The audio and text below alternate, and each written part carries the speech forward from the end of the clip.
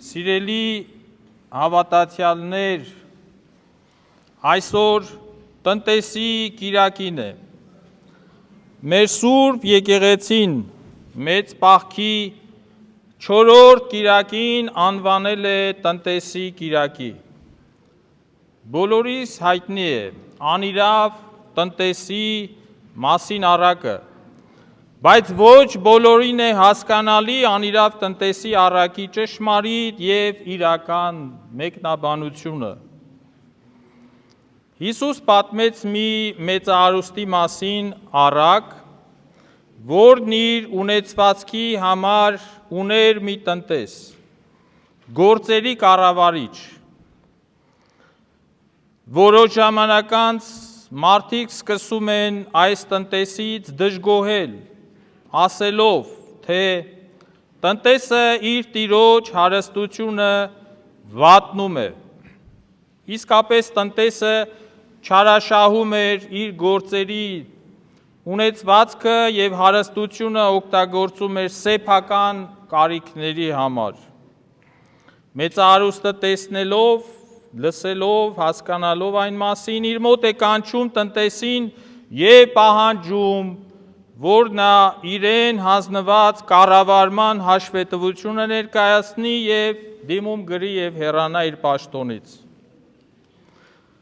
Այս անսպասելի իրավիճակից տնտեսը անելանելի վատ իրավիճակում է հայտնվում։ Նա մտածում է. ինչ եմ անելու, քանի որ իմ գործատուն տնտեսությունս գործս ինձանից վերցնում է, հողի վրա աշխատել չեմ կարող, մուրալ ամաչում եմ, սակայն գիտեմ ինչ պիտի անեմ, որպեսզի երբ գործիցս հեռացվեմ, մարդիկ ինձ ընդունեն իրենց բնակարաններում,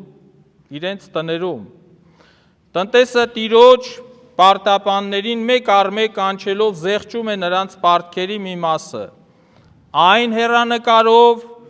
որ պաշտոնից զրկվելուց հետո այս մարդկանց կողմից հոգա իր օրվա հացը, իր ապրուստը։ Սա տնտեսի կողմից ինչ է,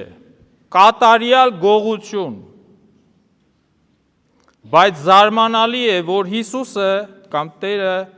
այդ մեծահարուստ մարդը գովում է տնտեսին, որովհետև նա իմաստությամբ,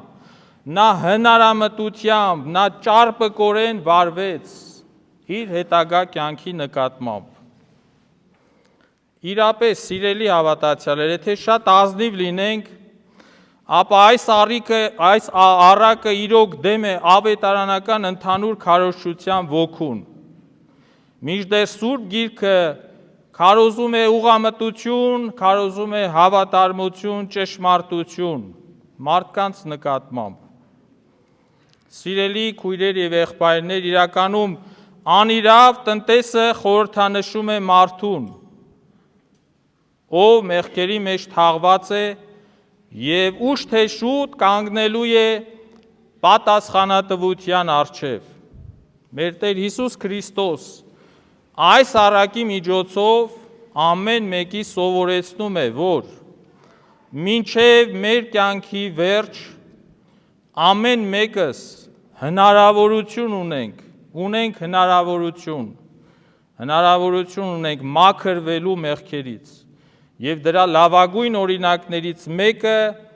այսօրվա առակի իմաստն է, տնտեսի առակը։ Մարդ առհասարակ լինելով մեղավոր էակ, գոնե իր ենթագիտակցության մեջ գիտի, որ այդպես շարունակ մեղքով ապրելու դեպքում գնալու այդ ճանապարհով գնում է դեպի կորուստ։ Եվ նա ճանապարհ է փնտրում, և ամեն մեկս այդպես ենք, մաքրվելու մեղքից այդ ճանապարհը փնտրում ենք միշտ։ Իսկ որոնք են մեղքերից ազատագրվելու եղանակները։ Տնտեսը,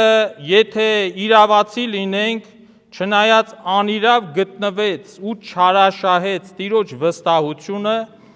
բայց բարեգործության միջոցով, բարեգործություն, բարիք կատարելու միջոցով շահեց Տիրոջ գովասանքը։ Ինչու՞։ Որովհետև այս աշխարհում գտնվող ամեն ինչ, հարստություն, կյանք, ունեցվածք Տիրոջն է պատկանում։ Ու եթե մարդը Տիրոջ պատկանող հարստության միջոցով կարողանում է այլ մարդկանց հոգիները շահել և նրանց մեղքերը նվազեցնել, ապա այդպիսով կատարում է Աստծո կամքը։ Եվ տնտեսը իր Տիրոջ պարտապաններից յուրաքանչյուրին մեկ առ մեկ իր մոտ կանչելով առաջինին ասում է. իմ Տիրոջը ինչքան է սպառք, և սա ասում է 100 տակառ ձետ, և տնտեսը նրան ասում է առ քո պարտավորագիրը նստիր և անմիջապես գրիր 50։ Տնտեսը մեկ առ մեկ բան շատ լավ գիտեր իր կյանքում, որ մարդիկ ապրելով իրենց երկրավոր կյանքը տարբեր տեսակի մեղքեր են գործում և դրա համար էլ շարունակեց այսպես կոչված իր բարի գործը ճակերտների մեջ, ապա դարձյալ մյուս պարտապանին ասաց դու ինչքան պարտք ունես, և նա ասաց 500 պարկ ցորեն, տնտեսը նրան ասաց վերցրու պարտամուրակը և նստիր և գրիր 400, տնտեսը կարծես այս մարդկանց հնարավորություն տվեց, որպեսզի նրանք քավեն իրենց մեղքերը, այսինքն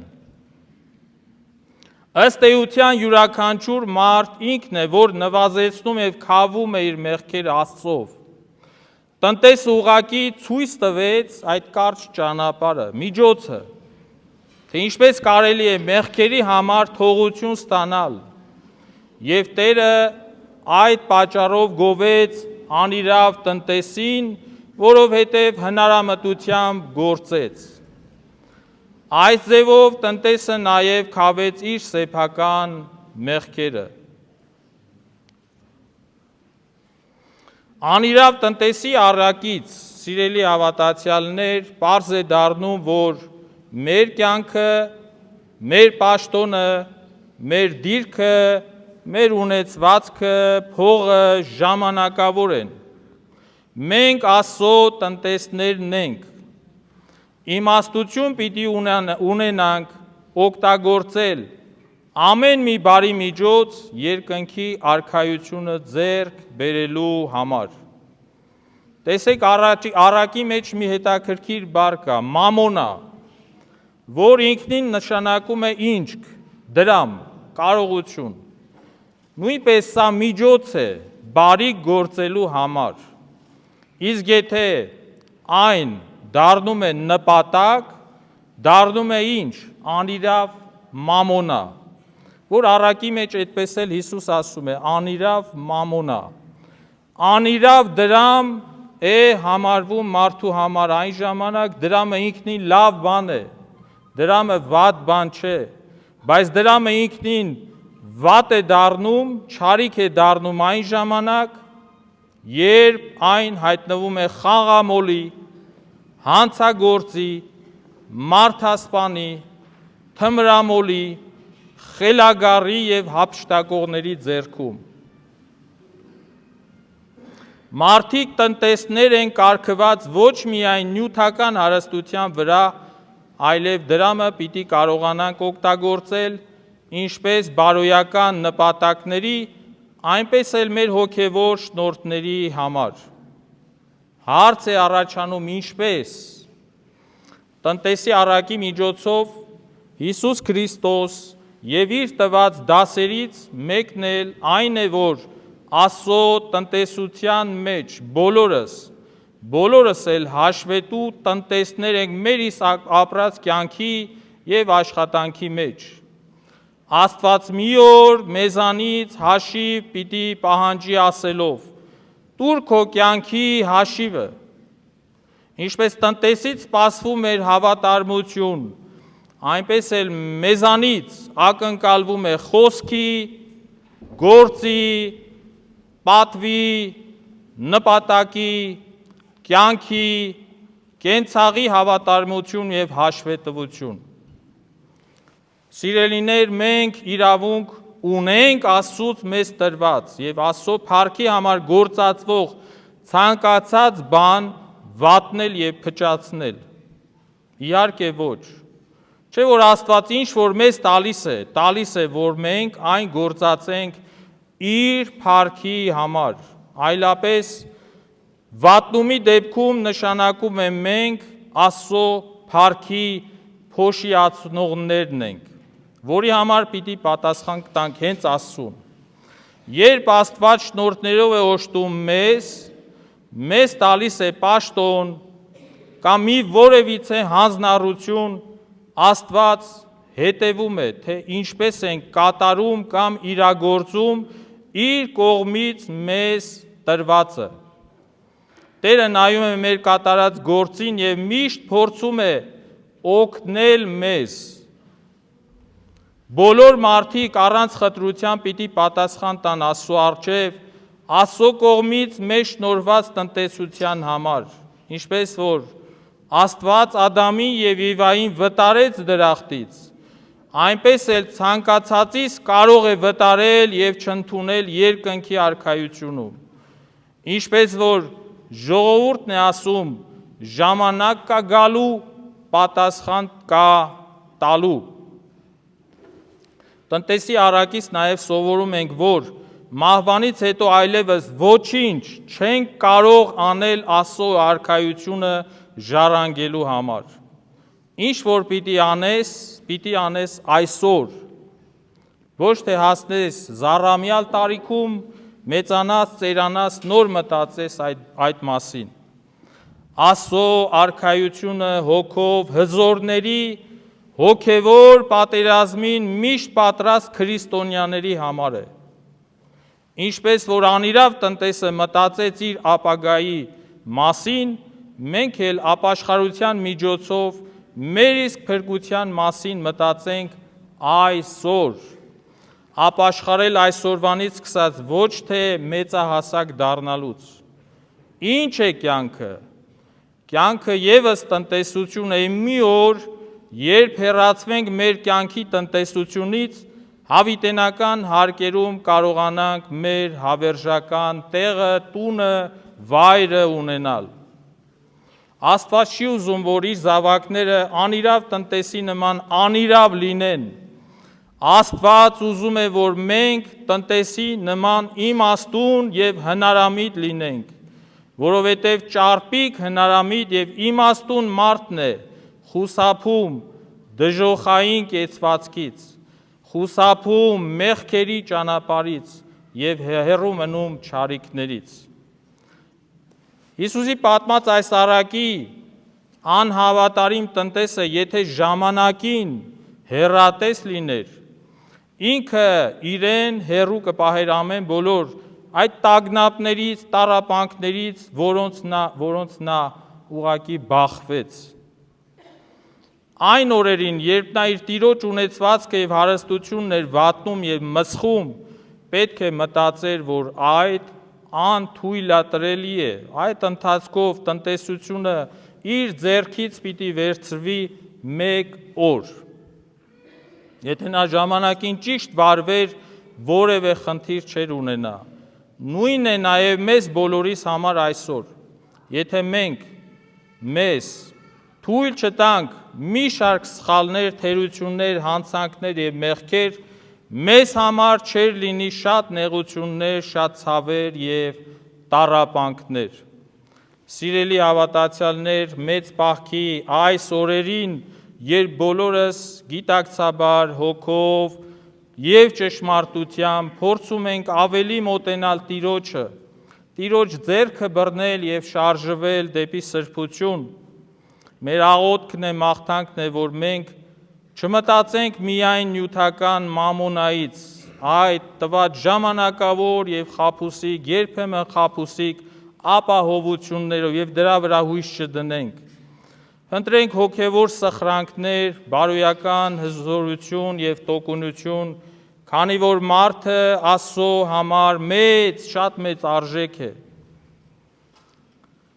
Գոհանանք մեր ունեցվածքով, ընտրենք կյանքի ճշմարիտ ուղին, մեզի վիրուս տրված շնորհներով, մեր ազատ կամքով, սրբությամբ կատարենք մեզ վստահված գործը, քանի որ առանց խտրության մի օր մեր գործերի համար հաշվետվություն պիտի ներկայացնենք։ Գիտակցեք այն մասին մանավանդ Աստծո ահեղ դատաստանի առջև մեր կատարած եւ չկատարածի համար։ Իսկ հիմա եկեք աղոթքով Սուրբ Գրիգոր Տաթևացու աղոթքով եզրափակենք։ Գանձ լույսի, փառակից որդուն, անճար զորություն, ահեղ մեծություն, անբավ բնություն, լույս լույսից ոգի բարձրյալի, պատկեր անփոփոխ, պարզ, անզննելի, արարիչ հոգիների, ստեղծող մարմինների, անուն պաշտելի, ճշմարիտ եւ բարի, անեղծանելի, Հոր հետեակից Տեր Հիսուս Քրիստոս բոլորիս աղաչում ենք, ահա ընդունիր քեզ դավանողներիս երկրպագությունը եւ հաճությունը քեզ ամեն։ Տիրոջ առած սերը, ողորմությունը, շնորհերի բաշխումը թող լինի ամենքիս հոգիներում, այժմ եւ միշտ եւ հավիտյանս հավիտենից ամեն։